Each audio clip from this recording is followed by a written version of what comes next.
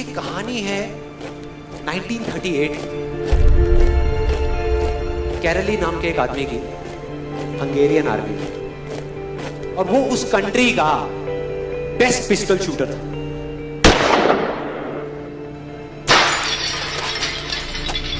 जितनी भी national championships हुई थी उस कंट्री में, उसको वो जीत चुका था। और सबको ऑलमोस्ट कंफर्म था कि 1940s में जो ओलंपिक्स होने वाले हैं उसमें गोल्ड मेडल कैरली को ही मिलेगा। और उसने सालों से ट्रेनिंग करी थी।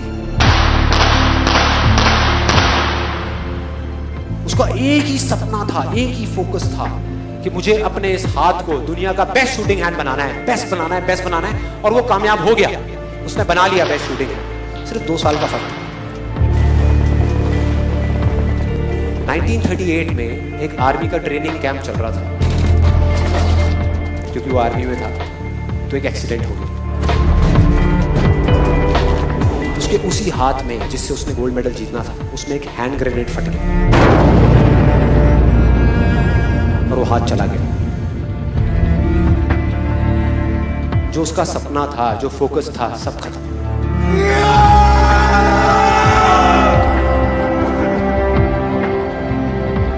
उसके पास 2 रास्ते थे। एक तो ये कि वो बाकी की पूरी जिंदगी रोता रहे और कहीं जा करके छुप जाए, या अपना जो गोल था जिस पे उसने फोकस किया हुआ था उसको पकड़ करके रखे। तो उसने फोकस किया उस पे नहीं जो चला गया था, जो उसके पास नहीं था। उसने फोकस किया उस पे जो उसके पास था।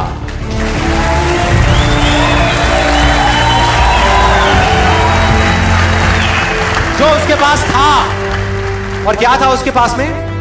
एक लेफ्ट हैंड, एक ऐसा हाथ जिससे वो लिख तक नहीं सकता था।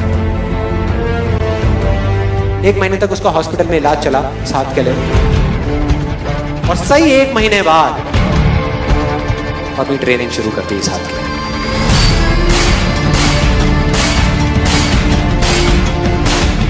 ट्रेनिंग के 1 साल बाद, मतलब कि 1939 में वो वापस आया। नेशनल चैंपियनशिप्स हो रही थी वहीं पे हंगरी में, और बाकी भी बहुत सारे पिस्टल शूटर्स थे वहां पे। उन्होंने जा करके उसको कांग्रेचुलेट किया, कहा कि यार देखो, ये होता है जज्बा, ये होती है स्पोर्ट्समैन स्पिरिट, कि इतना सब कुछ होने के बाद भी तुम यहां पर आए हो हमको देखने के लिए और हमारा हौसला बढ़ाने के लिए। किसी को नहीं पता था कि वो 1 साल से अपनी ट्रेनिंग कर रहा था लेफ्ट हैंड की, और उसने जवाब दिया, मैं यहां पर तुम्हारा हौसला बढ़ाने नहीं आया, तुम्हारे साथ कॉम्पीट करने आया हूं, तुमसे लड़ने आया हूं, तैयार हो जाओ। और कंपटीशन हुआ। बाकी सब वहां पर जितने भी लोग थे वो कॉम्पीट कर रहे थे अपने बेस्ट हैंड से। ये कॉम्पीट कर रहा था अपने ओनली हैंड से, ओनली हैंड से। कौन जीता?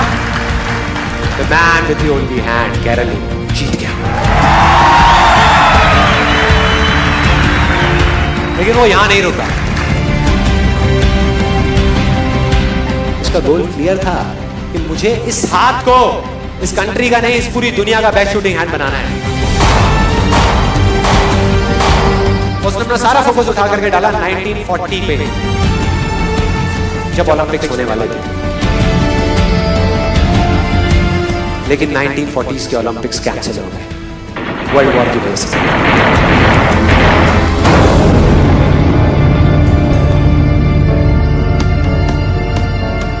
उसने अपना सारा फोकस उठा करके कहां डाल दिया? 1944 में जो ओलंपिक्स होने वाले थे उसके ऊपर।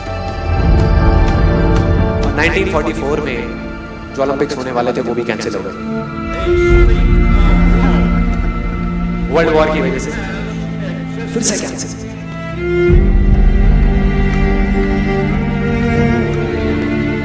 उसने अपना सारा फोकस उठा करके डाल दिया 1948 के ओलंपिक्स में। 1938 में उसकी एज थी 28 साल। 1948 में उसकी एज हो चुकी थी 38 इयर्स।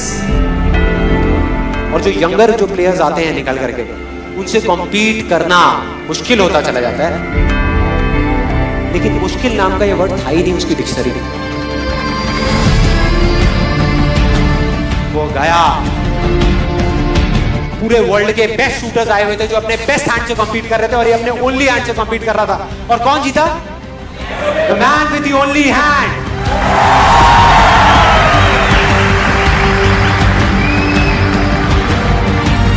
लेकिन वो तब भी नहीं रुका।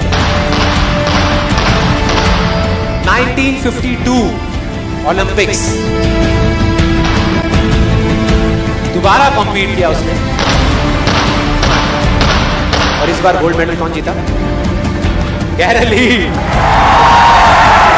4 साल बाद दोबारा से, और पूरी की पूरी हिस्ट्री को बदल करके रख दिया ओलंपिक्स।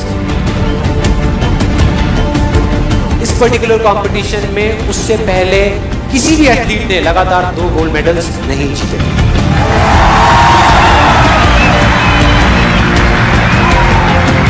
अब किसी भी लूजर के पास चले जाओ, उसके पास लिस्ट होगी बहानों की कि मैं इस वजह से फेल हुआ अपनी लाइफ में, इस वजह से मैं कुछ नहीं कर पाया। बहुत लंबी लिस्ट है। और दूसरी तरफ विनर के पास चले जाओ, उसके पास में 1000 वजह होगी वो ना करने की जो वो करना चाहता है, सिर्फ एक वजह होगी वो करने की जो वो करना चाहता है, और वो कर जाएगा।